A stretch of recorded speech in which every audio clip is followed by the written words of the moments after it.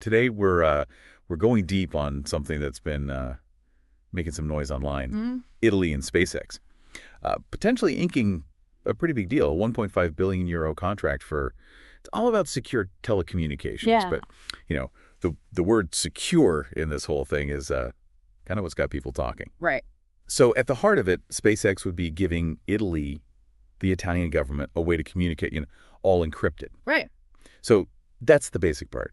But here's where things get interesting. Yeah, I've seen it. There's this whole chatter online bringing up crypto AG. Oh, yeah. Remember that whole scandal? People are saying this SpaceX thing could be, a way for the U.S. to peek into Italy's messages. So that's what we're digging into today. Is this a real worry, or are folks just, getting a little too internet paranoid? Well, it's definitely worth looking at. I mean, 1.5 billion euros, that's a lot of trust to put in a company. Exactly. Yeah.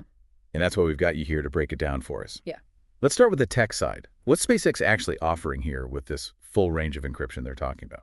Right. So it's probably a satellite-based system, SpaceX, that's their thing, right? And then layered on top of that, you've got some serious encryption. We're most likely talking public key cryptography here. Okay. Public key. I'm vaguely familiar, but for those of us who aren't cryptography wizards, can you give us the layman's terms version? Sure. So think of it like a digital lockbox. You've got two keys. One is public, the other's private. Anyone can use the public key to lock the box to encrypt a message. But to unlock it, to decrypt it, you need the private key, and only the intended recipient has that. Gotcha. So Italy uses SpaceX's public key to send their message all locked up, and in theory, only they have the key to open it. And here's where I get tripped up. People are saying the U.S. could still get in. Is that even possible if the encryption's done right? That's the real question, isn't it? See if SpaceX is running the whole show, the infrastructure, the keys. Well, technically, yeah, they could have the means to decrypt stuff. Now, hold on. This doesn't automatically mean they're doing it or that the U.S. government's in on it, but it does underline how crucial trust is in these deals and oversight. Yeah. Making sure things are above board. Which brings us back to that crypto AG thing. Yeah, that was not great. For our listeners who might not know, the CIA owned this Swiss encryption company, Crypto AG, for years. They rigged the devices so they could secretly read messages from all sorts of governments. Huge betrayal of trust, global fallout. So are we looking at history repeating itself? It's easy to jump to that conclusion, but there are some big differences. With Crypto AG, the CIA was secretly in control and they intentionally messed with the tech.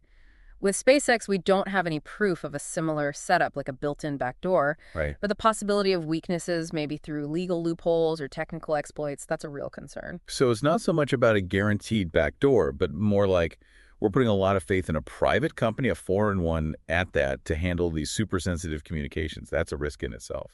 Absolutely. This deal pushes us to think bigger about the role of private companies in government security. What are the checks and balances to make sure data stays safe and sovereign? What if things go south with the company or the political scene shifts? These are all questions that go way beyond just the encryption itself. And this might seem like something only diplomats and government folks need to worry about, but the core issues here, they affect all of us. You're right. I mean, we live in a tech-driven world. We're constantly handing our data over to companies.